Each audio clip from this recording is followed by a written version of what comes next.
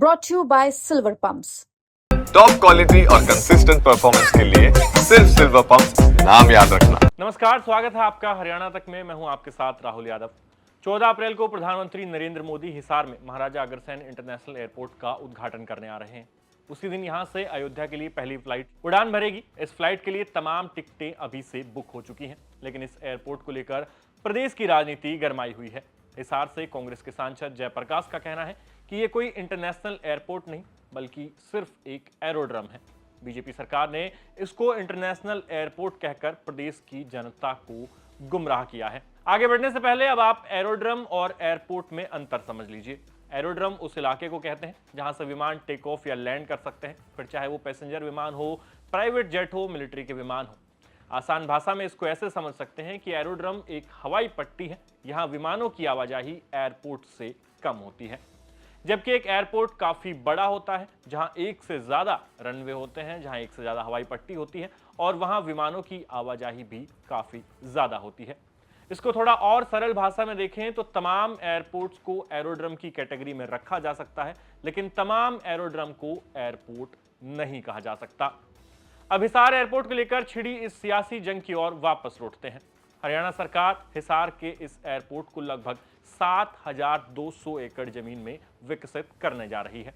नाम भले ही international airport दिया गया हो, लेकिन अभी यहां केवल डोमेस्टिक फ्लाइट्स ही उड़ेंगी। हालांकि प्रदेश सरकार का प्लान है कि साल 2030 तक यहां से इंटरनेशनल फ्लाइट्स भी शुरू कर दी जाए। उधर सीएम सैनी और कांग्रेस सांसद इस एयरपोर्ट को लेकर आमने सामने हो गए हैं। जेपी का दावा है कि यह इंटरनेशनल एयरपोर्ट नहीं बल्कि एरोड्रम है।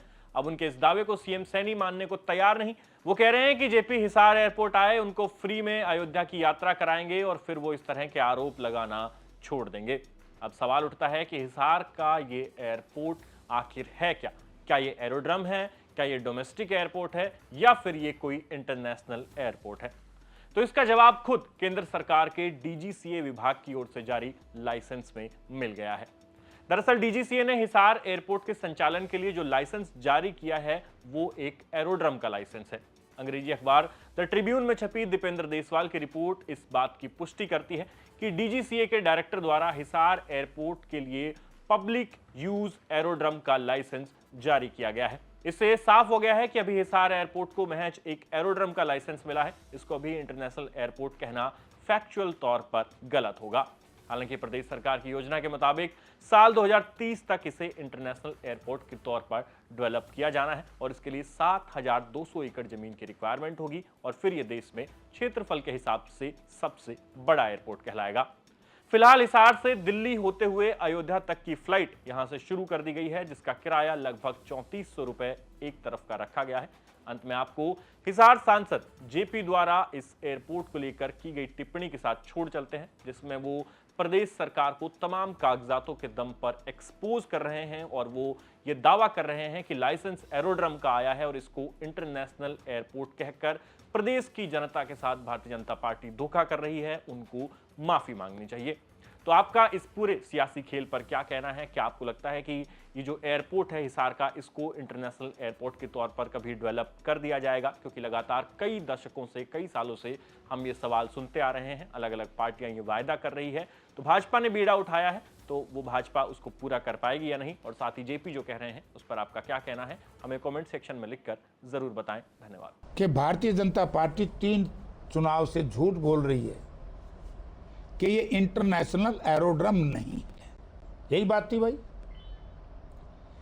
अगर इंटरनेशनल एरोड्रम होगा, कई साथियों ने मुझसे पूछा फिर मां झूठ बोल रहे हैं, या तो मैं इस्तीफा करूंगा या फिर भाजपा ने जनता से माफी मांगनी चाहिए कि हमने जनता के साथ धोखा करके, गलत कह करके वोट मांगे।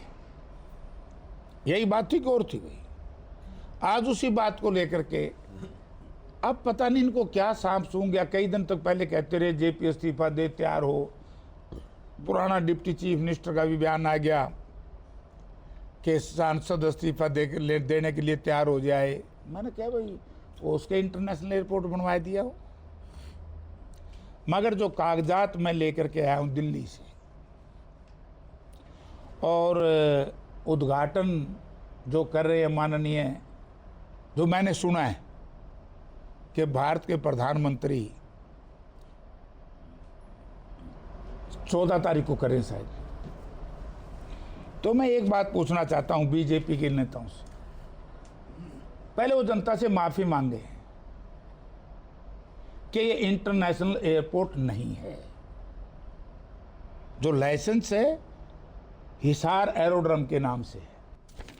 एरोड्रम और एयरपोर्ट में फर्क क्या है? ये रहा एरोड्रम की परिभाषा। एरोड्रम किसी भी स्थान पर दर्शाता है जहां विमान उड़ान भर सकते हैं और उतर सकते हैं। इसमें एक साधारण रनवे, टैक्सीवे और कुछ बुनियादी सुविधाएं होती हैं। नागरिक, सैन्य या निजी उपयोग के लिए हो सकता है। मतलब एक यहाँ फ्लाइंग क्लब जो ऑलरेडी पहले था हिसार में, आपको तो याद है, रनवे था। हमारा रनवे थोड़ा सा इन्होंने बढ़ाया। एयरपोर्ट क्या है?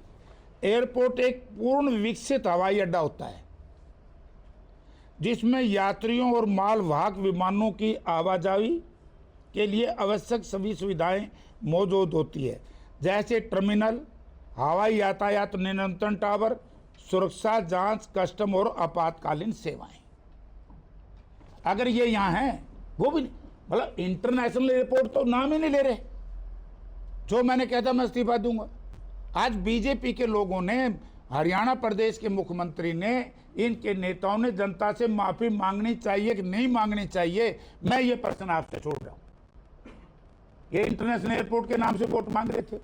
जगह जगह अंतर्राष्ट्रीय हवाई अड्डा 15 किलोमीटर, अंतर्राष्ट्रीय हवाई अड्डा 10 किलोमीटर। आज कहां वो बोर्ड?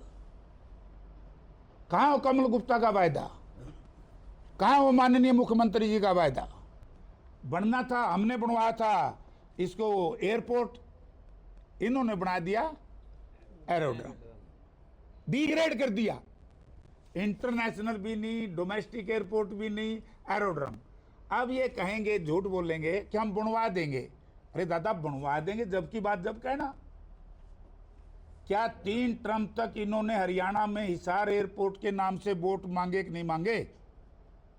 तो जनता ने इन लोगों को दंडित करना चाहिए कि झूठे लोग हैं, अपने वायदे के ऊपर खरा नहीं उतरते और जो वायदा करते हैं उसमें भ्रमित करते हैं।